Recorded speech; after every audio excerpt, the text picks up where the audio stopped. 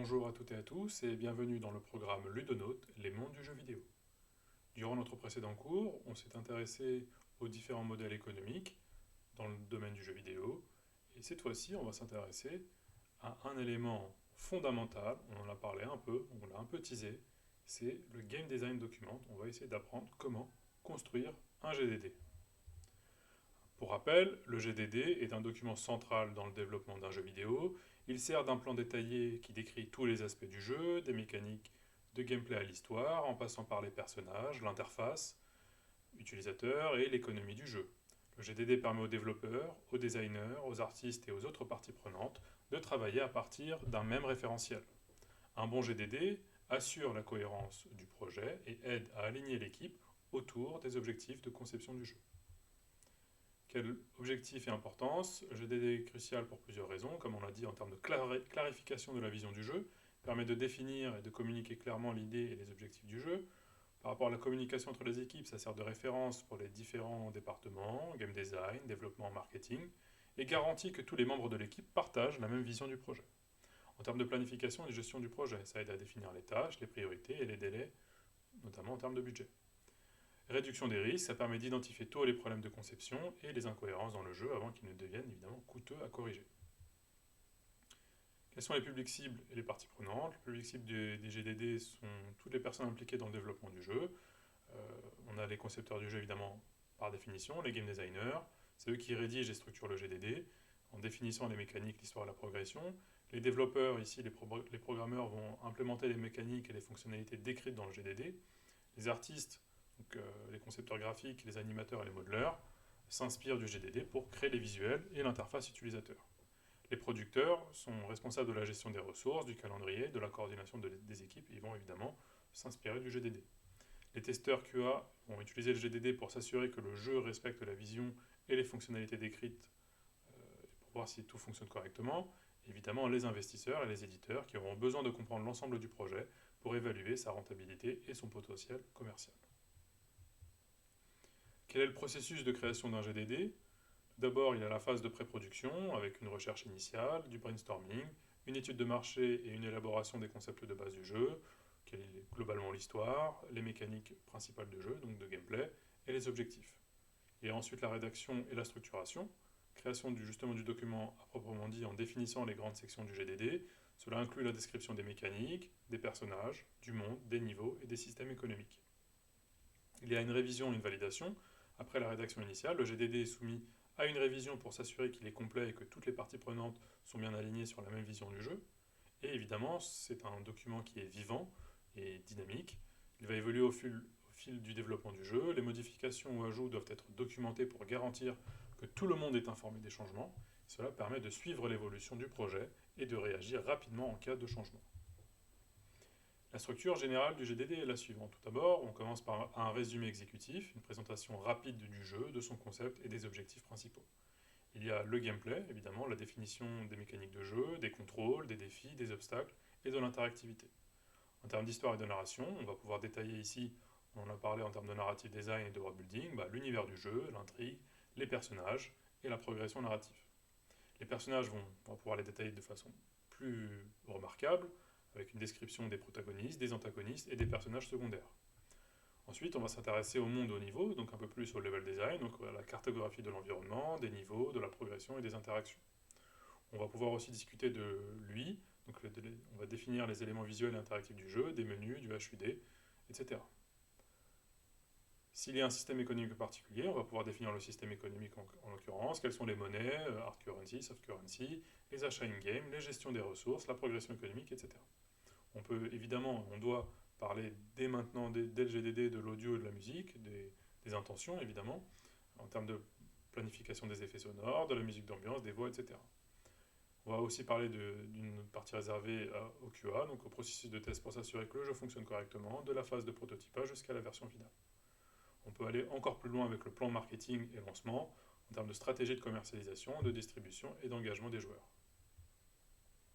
Commençons par la vision et le concept. La vision du jeu représente l'idée centrale, l'essence de ce que l'on souhaite créer. C'est une description claire de l'objectif global du jeu et de l'expérience qu'on veut que les joueurs vivent et de l'impact émotionnel que l'on cherche à susciter. Elle va permettre de définir le ton, l'ambiance, l'orientation créative du jeu. Cette vision doit être justement partagée par tous les membres de l'équipe pour garantir une cohérence tout au long du développement. Elle peut inclure le concept unique, pourquoi ce jeu est différent des autres sur le marché, les objectifs créatifs, quelles émotions et expériences on souhaite que le joueur vive, et le message et les thématiques principales, est-ce qu'il s'agit d'un jeu éducatif, d'un jeu de réflexion, d'un jeu d'aventure, etc. On définit ensuite le genre et le sous-genre du jeu. Ici, l'idée étant de définir clairement le genre du jeu, ce qui va permettre de positionner celui-ci dans l'industrie et de comprendre les attentes des joueurs. Le genre du jeu influence évidemment fortement la conception du gameplay, les mécaniques de jeu et les aspects narratifs. Un genre principal, ça peut être par exemple un jeu d'aventure, un RPG, un FPS, de la stratégie, de la simulation, etc. Il y a des sous-genres, évidemment, par exemple un jeu d'aventure pourrait être un Metroidvania, un jeu de rôle pourrait être un action RPG, et un jeu de tir pourrait être un Battle Royale ou un shooter tactique, etc. On peut faire un mélange des genres, évidemment, ça peut être encore plus fort et plus intéressant. Justement, certains jeux vont combiner plusieurs genres pour offrir une expérience unique, comme un jeu de survie avec des éléments de RPG et de simulation. On peut avoir en tête un jeu d'action RPG avec des éléments de jeu de stratégie en temps réel, où les choix des joueurs influencent la progression narrative. On va évidemment devoir décrire l'expérience du joueur, décrire la façon dont le joueur interagira avec l'univers, l'histoire et les mécaniques de jeu. Ça inclut la dynamique du jeu, le type de joueur auquel on s'adresse, est-ce qu'il est casual, hardcore, compétitif, pensez à ce qu'on avait vu précédemment dans les cours sur la psychologie des joueurs, et la manière dont le jeu va captiver le joueur. Donc l'interaction avec le monde du jeu, c'est comment le joueur navigue, interagit, influence l'univers du jeu. Le ton et l'ambiance, c'est l'atmosphère générale, l'émotion suscitée par le jeu, l'esthétique, le rythme du gameplay. Les progrès du joueur, comment la progression est perçue par le joueur, que ce soit au niveau des niveaux, des compétences, de l'histoire, etc. En termes de difficulté et challenge, quels défis seront proposés aux joueurs et comment cela est équilibré. On peut avoir un exemple, que le joueur incarne un explorateur qui doit résoudre des énigmes et combattre des ennemis dans un monde vaste et mystérieux, tout en découvrant des éléments narratifs et interagissant avec des PNJ. Quels sont les objectifs à long terme? Les objectifs à long terme sont les éléments qui déterminent l'évolution du jeu après son lancement. Cela va inclure la vision de la manière dont le jeu va se développer et se pérenniser au fil du temps, notamment à travers des mises à jour, des DLC, des évolutions de gameplay. Donc, est-ce qu'il y a une croissance de contenu? Est-ce qu'on va pouvoir ajouter des nouveaux niveaux, des personnages ou des mécaniques après la sortie? Qu'en est-il en termes de rejouabilité et de longévité? De la monétisation à long terme, si le jeu est free-to-play, comment le contenu payant sera intégré, etc. Et de la communauté de l'engagement, par exemple créer une base de joueurs fidèles qui participeront à la croissance du jeu à travers des événements, des compétitions ou des forums de discussion. Évidemment, on doit définir les plateformes cibles. Ça détermine les spécifications techniques du jeu, les mécaniques possibles et l'expérience du jeu proposé. Cette section va décrire les plateformes sur lesquelles le jeu sera publié et comment l'expérience sera adaptée à chaque support. Donc le PC, pour rappel, on va plus jouer avec le clavier et la souris, les consoles avec les manettes, etc. Les jeux mobiles, on va jouer avec un écran tactile. Est-ce que c'est un jeu en réalité virtuelle ou en réalité augmentée? Est-ce que c'est cross-platform? Évidemment, le centre de tout jeu, ce sont les mécaniques de gameplay. C'est la partie la plus importante dans le GDD. Les mécaniques principales déterminent l'interaction du joueur avec le monde du jeu et influencent directement son expérience. Ces mécaniques se basent souvent sur les trois éléments fondamentaux du gameplay, on en a parlé aussi à un moment. Ce sont les fameux 3C, donc la caméra, on définit quel est le type de caméra. Les contrôles, quels sont les contrôles, déjà les manettes, est-ce que c'est manette ou souris, et est-ce que on va utiliser quel type de touche pour faire quel type d'action, évidemment le type de personnage. On raisonne toujours dans la conception d'un jeu en termes de boucles de gameplay. Le cœur de l'expérience repose sur des boucles répétitives qui lient des actions et des récompenses et qui s'adaptent au fur et à mesure que le joueur progresse. La boucle doit être évidemment fluide et gratifiante. Dans un jeu d'action, la boucle pourrait être la suivante. On combat, un système de loot, une amélioration, et on combat avec des ennemis plus puissants et on reprend à nouveau. Donc les 3C, tout d'abord la caméra. Donc la caméra est l'un des aspects les plus cruciaux du gameplay car elle va pouvoir déterminer ce que le joueur peut voir et comment il perçoit l'environnement. Elle doit non seulement être fonctionnelle mais aussi immersive. Donc les types de caméras sont première personne, troisième personne, caméra isométrique, caméra fixe, etc. L'importance de la caméra n'est pas sans dire. Une mauvaise gestion de la caméra peut rendre le jeu frustrant. Par exemple, une caméra trop sensible ou un angle de vue mal conçu peut rendre le contrôle du personnage difficile et déstabiliser l'immersion du joueur. Dans The Last of Us, la caméra est placée derrière le personnage, ce qui va offrir une perspective immersive et intuitive dans l'action et l'exploration. Les contrôles. Les contrôles sont la manière dont le joueur interagit physiquement avec le jeu. Ils sont cruciaux pour la fluidité du gameplay et l'expérience du joueur. Les types de contrôles Tout d'abord, quel est l'input? Touche de clavier, manette, écran tactile, etc. Chaque type de contrôle doit être optimisé pour la plateforme cible et le genre de jeu. En termes de réactivité, les contrôles doivent répondre rapidement aux actions du joueur pour éviter toute frustration. Par exemple, dans Dark Souls, les contrôles sont difficiles mais extrêmement réactifs, ce qui renforce la sensation de défi et de maîtrise. Dernier C, c'est le caractère, donc le personnage. Le personnage est l'entité avec laquelle le joueur interagit directement dans le jeu. Il peut s'agir d'un avatar personnalisé ou d'un protagoniste préconçu. La conception du personnage impacte directement l'expérience du joueur. On va raisonner en termes de mouvement et d'animation. Les animations doivent être fluides et réalistes pour rendre le contrôle du personnage intuitif et agréable. En termes de compétences et de progression, les capacités et les pouvoirs du personnage évoluent à mesure que le joueur progresse, ce qui va offrir des nouveaux moyens d'interagir dans l'environnement et de résoudre des défis. Dans Witcher 3, Geralt dispose d'un large éventail de compétences et d'équipements, ce qui permet au joueur de s'adapter aux différentes situations en fonction de la progression du jeu. L'interaction du joueur avec le monde. L'interaction du joueur avec le monde du jeu définit comment les actions du joueur affectent l'environnement et vice-versa. Une interaction fluide et immersive crée un lien entre le joueur et l'univers du jeu, ce qui va renforcer l'engagement et la cohérence de l'expérience. Il y a tout d'abord les actions physiques, ce que le joueur peut faire directement, comme déplacer des objets, combattre des ennemis, interagir avec des éléments de l'environnement. Il y a des interactions sociales. Si le jeu inclut des éléments, par exemple multijoueur ou de coopération, comment les joueurs interagissent-ils entre eux? Les échanges, les missions coopératives, les dialogues, les compétitions. Il y a les environnements réactifs, comment le monde réagit-il aux actions du joueur? Par exemple, les ennemis réagissent au bruit, au déplacement ou à l'usage de certaines armes. Il y a évidemment les feedbacks visuels et sonores. Les effets visuels et sonores renforcent les interactions, par exemple des indices visuels qui montrent des objets manipulables et des objets réagissant au comportement du joueur. Dans le jeu de rôle, par exemple, les joueurs peuvent interagir avec des PNJ, choisir différentes répliques pour influencer le cours de l'histoire ou encore négocier des ressources avec d'autres joueurs.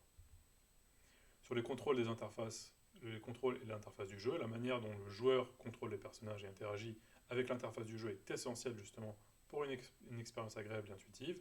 Les contrôles doivent être bien pensés, bien évidemment, optimisés pour chaque plateforme, en tenant compte de l'ergonomie et de la fluidité. Donc là, on revient évidemment à des principes du X et du Y. En termes de contrôles principaux, comment le joueur interagit-il avec le jeu? Quels boutons ou gestes sont utilisés pour les actions principales? Par exemple, se déplacer avec les flèches ou les joysticks, sauter avec le bouton A ou X, attaquer avec la touche A, X ou A. En termes d'accessibilité, s'assurer que les contrôles sont adaptés à tous les types de joueurs, y compris ceux ayant des besoins d'accessibilité. Par exemple, permettre des options de remappage des boutons, changer la taille des éléments d'interface, ajuster la vitesse du jeu. En termes d'UI, l'interface est le point de contact, comme on l'a vu précédemment, entre le joueur et les systèmes du jeu.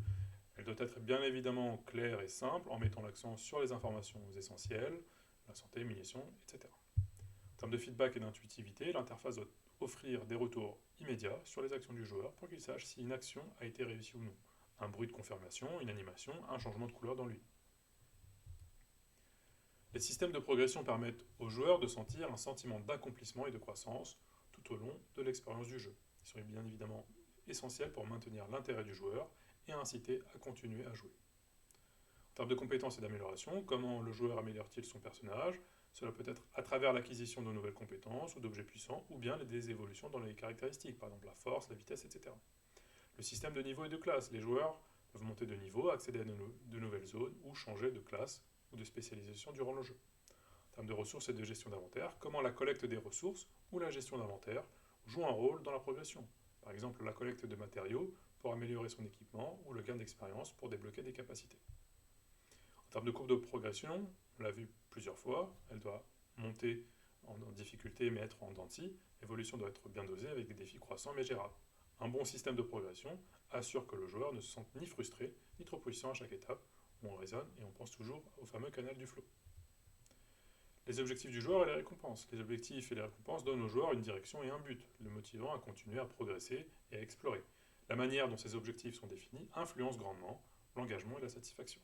Il y a tout d'abord les objectifs principaux. Que doit accomplir le joueur pour progresser dans l'histoire ou atteindre une victoire? Cela peut inclure la complétion de niveaux, l'accomplissement de missions, la résolution de puzzles.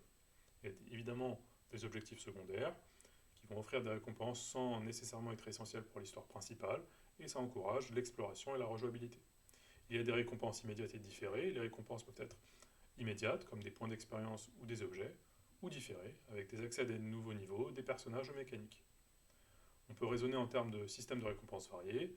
Donc les récompenses peuvent prendre plusieurs formes, des monnaies virtuelles, des objets cosmétiques, une amélioration du personnage ou même des éléments narratifs. On raisonne aussi en termes de motivation intrinsèque et extrinsèque.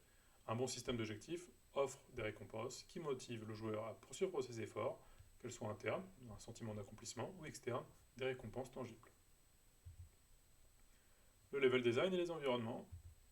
Le level design, pour rappel, on l'a vu ensemble, est l'art de concevoir l'environnement et les niveaux dans lesquels les joueurs évoluent.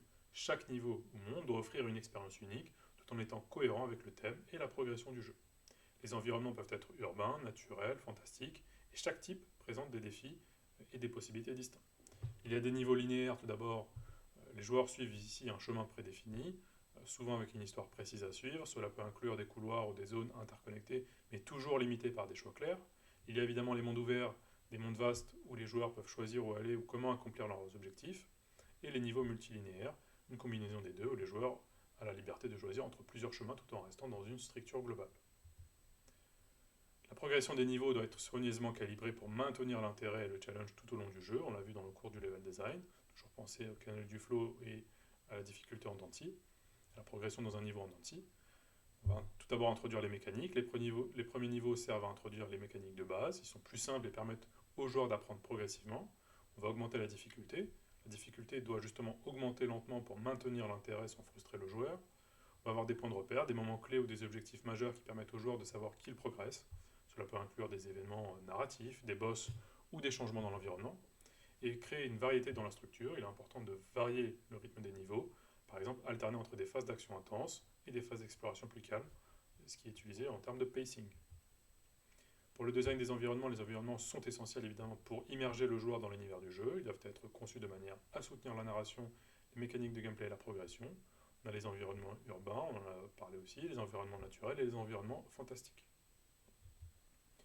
En termes d'architecture de niveau et de cartes, l'architecture des niveaux fait référence à la structure globale des environnements et à la manière dont ils sont organisés pour guider le joueur tout en offrant des choix et des défis. Chaque niveau ou carte doit être conçu pour offrir une expérience fluide et logique avec des éléments qui poussent le joueur à interagir avec l'environnement de manière intéressante. Il y a tout d'abord les flux de progression. L'architecture doit guider le joueur à travers des zones de manière fluide en utilisant des éléments de design tels que des portes, des couloirs, des intersections et des points de repère. L'organisation des niveaux doit éviter de créer de la confusion ou des zones où les joueurs se perdent. On a parlé des zones ouvertes et des zones fermées, des points de passage et des points de contrôle, et les caractéristiques visuelles de navigation, c'est-à-dire l'utilisation de l'architecture du niveau, doit rendre les zones intéressantes et mémorables. On doit réfléchir en termes de texture, de lumière, de géométrie du monde, qui vont être des outils puissants pour renforcer l'intuition du joueur sur où aller. En termes de système de défis et d'obstacles et d'événements, c'est une dynamique qui maintient l'intérêt du joueur évidemment et qui assure que l'expérience du jeu reste engageante tout au long de la progression des niveaux. Donc on doit avoir des défis basés sur les mécaniques de gameplay évidemment, des obstacles interactifs, des événements dynamiques et des boss de difficulté ou des pics de challenge. La section propre au combat, à l'IA et aux interactions. Donc le système de combat constitue l'un des aspects fondamentaux de l'interaction du joueur avec le jeu, qu'il soit orienté action, stratégie ou RPG. Ce système doit être évidemment fluide, réactif et offrir des choix stratégiques aux joueurs tout en s'intégrant de manière cohérente à l'univers du jeu. Donc sur le type de combat, il faut définir les combats principaux, est-ce que c'est de la mêlée, de distance, combat magique, tactique, etc. Chaque type de combat doit avoir ses propres mécaniques et ses nuances, avec un système de bonus-malus, avec des actions spécifiques que le joueur peut entreprendre. Les mécaniques clés, ça comprend les attaques de base, les compétences spéciales, les combos, les parades, l'esquive et les éléments de progression du combat. Par exemple, débloquer des nouvelles capacités. Ça doit être intuitif et offrir une courbe d'apprentissage agréable. Pensez en termes de feedback visuel et audio, avec des animations, des effets sonores, etc. Et une mécanique de gestion de ressources. Cela peut inclure la gestion de la santé, de l'endurance, des munitions et d'autres ressources liées au combat. Quel comportement et développement de l'IA? L'IA joue un rôle clé dans la manière dont les ennemis réagissent aux actions du joueur. L'IA doit être conçue de manière à rendre les rencontres intéressantes, variées et non prévisibles. Quel est le comportement basé sur l'état du joueur? L'IA doit ajuster son comportement en fonction de la position du joueur, de sa santé, de ses actions passées, etc. Créer un système d'ennemis adaptatif. L'IA doit pouvoir s'adapter aux stratégies du joueur. Par exemple, les ennemis peuvent apprendre à contrer les tactiques répétitives du joueur ou coopérer entre eux pour augmenter la difficulté. En termes de gestion de l'agressivité, l'IA doit ajuster son niveau d'agressivité en fonction de la situation, que c'est une attaque frontale, une esquive, une fuite, etc. Les ennemis peuvent être agressifs, prudents, même temporisés jusqu'à ce qu'ils voient une ouverture. Pour raisonner en termes de comportement de groupe, certains ennemis peuvent interagir entre eux, créer des formations de groupe ou des stratégies de coopération. Cela peut être important dans les combats où plusieurs ennemis sont impliqués, comme dans des jeux de type MOBA ou RTS. Quelle interaction avec les objets et l'environnement? Ça va permettre d'enrichir l'expérience du combat en permettant aux joueurs d'utiliser l'environnement à son avantage. On peut utiliser l'environnement comme une arme, par exemple les joueurs peuvent tirer parti des éléments du décor, par exemple des barils explosifs, des objets lourds à lancer, des pièges à activer, pour infliger des dégâts supplémentaires ou distraire les ennemis. En termes d'obstacles et de couverture, raisonner en termes de gestion de couverture, les zones de haute ou basse visibilité, les obstacles doivent offrir, eux, des opportunités stratégiques pendant les combats. Ces éléments permettent aux joueurs de planifier ses actions et de se protéger tout en restant interactifs. En termes de manipulation des objets de combat, cela peut inclure l'utilisation d'objets comme des pièges, des potions ou des armes spécifiques. Les systèmes de gestion des objets doivent être intuitifs et facilement accessibles.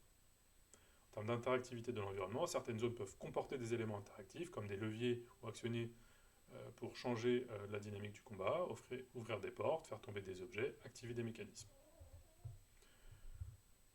Il faut évidemment, dans tous ces mécaniques, avoir un équilibrage des ennemis et des rencontres. Un des principaux défis dans le design, surtout sur les combats, c'est de s'assurer un bon équilibre entre les ennemis. Ça va être la partie la plus compliquée, c'est d'équilibrer les ennemis par rapport aux compétences du joueur.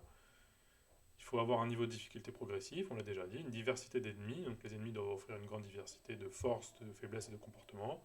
Par exemple, certains ennemis peuvent être vulnérables aux attaques à distance, tandis que d'autres sont résistants aux dégâts physiques.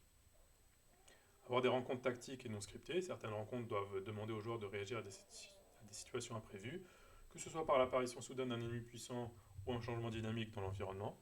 Avoir une gestion des ressources et de la progression, l'équilibrage doit également tenir compte de l'état de santé et des ressources du joueur. Les rencontres doivent offrir un défi sans prendre les joueurs trop vulnérables, justement, à moins qu'ils n'aient fait des erreurs tactiques. Raisonner en termes de dynamique des boss et des combats clés. Les combats de boss sont des moments clés dans un jeu vidéo, souvent marqués par des mécaniques uniques et des défis. Donc, raisonner en termes de design des boss, de la progression narrative, ça doit être intégré de façon progressive dans la narration. Avoir des phases et des mécaniques de combat. Les combats de boss doivent comporter plusieurs phases ou étapes, donc il faudra les définir une par une. Par exemple, la première phase pourrait consister à éviter des attaques à distance, tandis que la deuxième pourrait être plus axée sur le combat rapproché. Quelles récompenses et impacts? Évidemment, il faut avoir des récompenses significatives, telles que des objets, des améliorations ou des points de progression qui débloquent des nouvelles capacités. Narration et world building, évidemment, on fait le lien avec ce qu'on a vu précédemment dans le cours narration et world building. Donc pour rappel, c'est un rappel, le world building est une étape cruciale pour immerger les joueurs dans l'univers du jeu. Ça va englober le cadre géographique et culturel, donc les lieux, les régions, les villes, les climats, etc. Quelle est l'histoire de ce monde? Quelle est la mythologie, les religions? Quelles sont les règles de ce monde? La magie, les systèmes technologiques, les lois physiques et sociales, et l'interaction avec le monde, comment le joueur interagit avec cet univers. Par exemple, quels éléments de l'environnement peuvent être modifiés, explorés ou influencés par le joueur. Sur la structure de l'histoire et des arcs narratifs, la structure de l'histoire est l'épine dorsale évidemment de l'expérience narrative du jeu. On parle d'arcs narratifs qui définissent les moments clés de l'histoire et la façon dont le joueur interagit avec elle tout au long du jeu. Il y a l'arc narratif principal, donc définir l'histoire principale du jeu avec ses moments clés, son conflit central et son objectif final. Cet arc doit être clair et motivant pour le joueur. Il y a les arcs narratifs secondaires, donc créer des quêtes ou des histoires secondaires, évidemment, on en a parlé dans un précédent cours. Le développement linéaire ou non linéaire, est-ce que c'est une histoire linéaire ou non linéaire, et l'évolution de l'histoire, décrire comment l'histoire évolue en fonction des choix du joueur, des actions et des conséquences. On définit les personnages principaux et secondaires. Quels sont les personnages principaux, leurs motivations, leurs besoins, leurs désirs, leurs relations avec les autres personnages. Petite parenthèse évidemment, je vous invite à vous inscrire au programme Scriptonautes, les mondes de l'écriture, pour comprendre en profondeur comment écrire une belle histoire, forte et émouvante, avec des personnages très intéressants et complexes. Il y aura toujours des personnages secondaires, quels sont les arcs des personnages, et le développement de la relation avec le joueur. Réfléchir en termes de dialogue et d'interaction narrative, est-ce que c'est des dialogues dirigés ou libres? Réfléchir en termes d'arborescence des dialogues, si le joueur peut faire différents choix en termes de dialogue. Réfléchir en termes de dialogue contextuel, est-ce que le jeu peut inclure également des dialogues contextuels en fonction des actions du joueur? Et quel impact du dialogue sur l'histoire, évidemment. Il faut aussi que ça s'assure que ce soit un outil pour révéler des informations cachées, des indices ou des détails sur le lore du jeu. Le choix du joueur et les conséquences, on parle aussi d'agency, on en a parlé dans un précédent cours, en termes de décision morale, en termes de conséquences visibles et invisibles. Est-ce que quand on fait un choix, ça a une conséquence directe ou est-ce que c'est des conséquences sur le long terme? Un système de karma ou de réputation, donc introduire un système de karma où les actions du joueur sont révélées en fonction de leurs conséquences morales, avec pourquoi pas des transformations sur l'apparence même du personnage, et des fins multiples et leurs répercussions. Qu'est-ce qui se passe en fonction des choix du joueur? Quelle interaction entre le gameplay et l'histoire? C'est fondamental. L'idée étant d'éviter la fameuse dissonance ludonarrative, euh, où en fait le gameplay n'est pas aligné sur la narration et vice-versa. Donc il faut que la narration soit intégrée au gameplay, dans le sens où l'histoire peut être racontée directement par les mécaniques de gameplay. Par exemple, des actions du joueur dans le jeu peuvent révéler des éléments narratifs comme une porte fermée qu'il doit ouvrir pour avancer dans l'histoire. Avoir des événements dynamiques dans le gameplay, l'histoire peut interagir directement avec les événements du gameplay. Par exemple, un combat difficile peut être une réponse à un événement narratif ou un environnement en évolution pourrait refléter un changement dans l'histoire. On peut utiliser des cinématiques ou des dialogues pendant le gameplay et avoir un équilibre entre immersion et action, trouver justement un équilibre entre moments narratifs et moments d'action pure, et justement ça va être crucial. En termes de direction artistique, donc là on est à la limite entre le game design et la direction artistique avec l'équipe des designers artistiques, mais c'est fondamental de le définir dès le GDD. Donc le style artistique général détermine l'aspect visuel global du jeu, ça va influencer la perception du joueur, ça doit être évidemment cohérent avec l'ambiance et l'histoire du jeu tout en étant compatible avec les contraintes techniques. Le choix du style affecte l'accessibilité et l'attrait du jeu. Donc est-ce que c'est un jeu qui est stylisé ou est-ce qu'il est réaliste? Quelles sont les palettes de couleurs? Évidemment, les couleurs influencent l'ambiance globale du jeu. En termes de texture et de détails visuels, est-ce qu'on va aller vers de l'extra-réalisme ou un aspect totalement cartoon? Sur la conception des personnages et des créatures, à quoi ressemblent-ils? Quel est leur design? Quel est le design des créatures et des ennemis? Et quelles sont leurs expressions faciales et leurs postures? En termes de design des décors et des environnements, donc là évidemment c'est une collaboration aussi avec l'équipe des artistes. En termes d'environnement dynamique et statique, en termes d'ambiance et d'immersion, le design des décors doit renforcer l'atmosphère du jeu. Et il faut raisonner en termes d'évolution des environnements, comment ils évoluent en fonction des actions du joueur. Raisonner en termes d'animation des personnages et d'effets visuels. Est-ce que ce sont des animations réalistes? Quels sont les VFX, comme les explosions, les éclats de lumière, etc. Et les transitions et fluidité, justement. Il faut que l'animation doit être fluide et bien intégrée, notamment dans les transitions entre actions, comme passer d'une course à un saut ou un combat. Le design des objets et des éléments interactifs qui se retrouvent dans le monde de notre jeu. Avoir un design fonctionnel, donc les objets interactifs doivent être conçus pour être immédiatement reconnaissables. Les éléments comme les portes, les leviers, les boutons et les objets de collecte doivent ressortir de l'environnement grâce à des couleurs, des formes ou des effets lumineux qui les distinguent. Pensez en termes d'accessibilité visuelle, évidemment, pour les personnes qui ont des problèmes visuels, et en termes de réaction et de feedback visuel. L'UX Game Design, on en parlait dans un précédent cours, donc réfléchir en termes du UI, penser aux grandes règles de l'UI, donc la hiérarchie visuelle, la consistance visuelle, le minimalisme et l'adaptabilité et la réactivité. Les principes de l'UX, c'est une navigation intuitive, comme on l'a vu dans un précédent cours, l'accessibilité, la réactivité et la fluidité.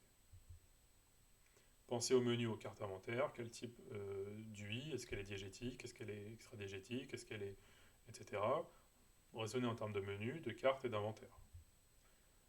Pensez aux indicateurs de santé et de stamina. Est-ce que les indicateurs de santé, la barre de santé et de stamina doivent être en général placés de manière visible mais non intrusive? Les feedbacks visuels et sonores sont très importants, et les indicateurs de niveau de progression, évidemment, d'autant plus. Les feedbacks visuels et sonores pour les actions du joueur, on en a parlé plusieurs fois. On peut aussi avoir des feedbacks contextuels, justement, en fonction de l'action du joueur. L'économie du jeu est fondamentale. Est-ce qu'on se base sur un modèle free-to-play? Est-ce qu'on se base sur un modèle pay-to-play? Ou un modèle hybride, justement, qui combine free-to-play et pay-to-play? On peut aussi raisonner à un système d'abonnement, justement. On va définir la stratégie économique, la conception des ressources et de la progression, comment l'économie du jeu, justement, va pouvoir offrir aux joueurs des objectifs clairs et des ressources en quantité suffisante pour les atteindre. On va réfléchir à la monétisation en termes de hard currency et de soft currency. Il va falloir, évidemment, c'est clé, c'est l'équilibrage de l'économie interne. Comment cette économie va être équilibrée. Trop de monnaie ou des récompenses trop généreuses peuvent dévaluer l'expérience, tandis que des ressources trop rares ou coûteuses en l'occurrence frustrer les joueurs. Réfléchir en termes d'offres et de promotions, avec des offres limitées, des événements spéciaux et des promotions justement pour stimuler l'engagement. Gérer la boutique en ligne, donc la boutique en ligne va être clé, hein, c'est ce qui va permettre de payer tout simplement la boîte de production. Donc c'est l'élément central, ça va utiliser des microtransactions, réfléchir à l'interface de la boutique, elle doit être évidemment simple à naviguer, avec des filtres et des catégories pour que les joueurs trouvent facilement ce qu'ils cherchent. Il faut qu'il y ait un effet de vitrine et de promotion, la mise en avant des objets et des promotions doit être stratégique, hein, encore une fois, mettre en avant les produits les plus populaires ou les offres spéciales à durée limitée pour augmenter les ventes. Optimiser les achats in-game doivent être simples, rapides. Il faut que les joueurs ne pensent il faut qu'ils prennent le moins de temps possible pour arriver à un achat. Et la gestion des devises multiples. Si le jeu dispose de plusieurs monnaies, hard et soft currencies, la boutique doit clairement indiquer le prix en termes de chaque devise et les moyens pour les joueurs de gagner ou d'acheter ces devises. On va pouvoir définir la hard et la soft currency. Donc pour rappel, la hard currency, c'est une monnaie qu'on achète avec des euros ou des dollars. Elle permet aux joueurs d'acheter des objets spéciaux, des améliorations ou des accélérations de processus. Et la soft currency, c'est une monnaie douce. Elle est généralement obtenue par la progression dans le jeu, comme la réalisation de missions, la récolte de ressources, etc. Quelques KPI à suivre qu'on a vu aussi dans le cours Economic Game Design. On peut citer l'ARPU, donc l'Average Revenue Per User, le Lifetime Value qui permet de savoir la valorisation globale d'un joueur sur le long terme, le taux de conversion, donc le pourcentage de joueurs gratuits qui effectuent un achat dans le jeu, le churn rate, donc le taux de perte des joueurs sur une période donnée, et la rétention qui est clé, notamment qu'on mesure sur le day 1, day 7 et le day 30. On doit raisonner en termes de direction sonore et ambiance, parce que le jeu vidéo par définition, il n'est pas juste vidéo, il est aussi sonore. Donc ça va définir l'ambiance sonore du jeu. On va définir l'ambiance environnementale, comme les bruits de vent, les oiseaux, les vagues, quelle est la direction artistique que nous souhaitons prendre. Raisonner en termes de création de tension et d'émotion. Donc la direction sonore joue un rôle très important pour créer la tension ou l'émotion à un moment donné du jeu. Il faut évidemment qu'on crée une cohérence sonore avec la direction artistique globale du jeu. Sur la musique et les effets sonores, on peut réfléchir à une musique dynamique qui réagit en fonction du gameplay évidemment, ou des thèmes musicaux récurrents, donc, qui vont être un peu plus classiques comme le cinéma, et réfléchir en termes d'effets sonores, comme les bruits de pas, les coups d'épée, les bruits d'armes, etc. Sur les voix, les dialogues, c'est très important. Quelles sont les intentions en termes de voix et de dialogue, quels sont les doubleurs qu'on a en tête, quel type de voix on souhaite, voix grave, voix aiguë, etc. Quelle interaction avec le joueur, et l'accessibilité et la localisation, justement. Il faut que ça soit compréhensible pour toute personne ayant des problématiques sonores, et en termes de localisation, donc pouvoir traduire, faire un doublage de qualité dans les autres langues qui ne sont pas la langue d'origine. Les sons interactifs, ça va être les feedbacks audio des actions, les sons de la progression et la réactivité au gameplay. Par exemple, les sons doivent réagir à la situation du joueur. Dans Zelda Breath of the Wild, le son de l'environnement ou des animaux peut changer en fonction justement du temps ou des actions du joueur. Il doit y avoir une adaptation du son aux environnements et au contexte, un changement du son en fonction de l'environnement, une évolution en fonction du contexte du jeu et une réponse en fonction des interactions avec l'environnement. Dans le GDD, même si on a parlé aussi du TDD, donc du Technical Document Design, on va pouvoir définir aussi quels outils, technologies, on va vouloir utiliser. Parce que ça va être très important, ça va impacter le développement. Donc, est-ce qu'on va utiliser des logiciels de modélisation 3D et 2D? Qu'est-ce que ça va être plutôt des jeux avec des sprites 2D, ou est-ce que ça va être avec des personnages 3D? Donc ça va pas être le même besoin. Donc est-ce qu'on va utiliser Blender, Maya ou 3ds Max? Les outils d'animation et d'effets spéciaux, ça va être Houdini ou Motion Builder. Des outils de programmation, on va utiliser C++ pour Unreal, C# pour Unity. Pourquoi pas Python pour d'autres catégories de jeux. Et le logiciel de gestion de projet, on peut les définir notamment pour le producteur, Trello, Jira, etc. Le moteur du jeu, on en a parlé, il y a Unity et Unreal, qui sont les deux moteurs principaux, et Unreal est connu pour étant un moteur de jeu puissant et flexible, notamment en termes de rémunération pour Epic Games. Réfléchir à la compatibilité multiplateforme et à l'optimisation. Donc, qu'est-ce que c'est un jeu qui est multiplateforme? Comment on va essayer d'optimiser en termes de CPU, GPU et de mémoire? Et faire des tests multiplateformes justement pour voir ce qu'il en est. Raisonner au terme de développement back-end et de cloud gaming, si le jeu est un jeu multijoueur, réfléchir en termes de back-end pour les jeux en ligne, donc ça va nécessiter une infrastructure back-end robuste pour gérer les serveurs du jeu. On va utiliser des technologies comme AWS ou Google Cloud ou des serveurs privés pour pouvoir garantir une scalabilité et une sécurité sur les joueurs. Est-ce que le jeu est accessible en cloud gaming? Alors, c'est pas nous qui allons le développer, ce sont les responsables tels que Cloud, Microsoft Cloud ou Nvidia GeForce Now, etc. Et raisonner en termes de services en ligne, justement, sur la partie back-end. Sur la planification de la production des délais de développement, donc on l'a dit, les grandes phases sont la phase de pré-production, la phase de production, la phase de test et de débogage, et le lancement et post-lancement. Voilà, ce cours est terminé et je vous dis à tout de suite pour un nouveau cours.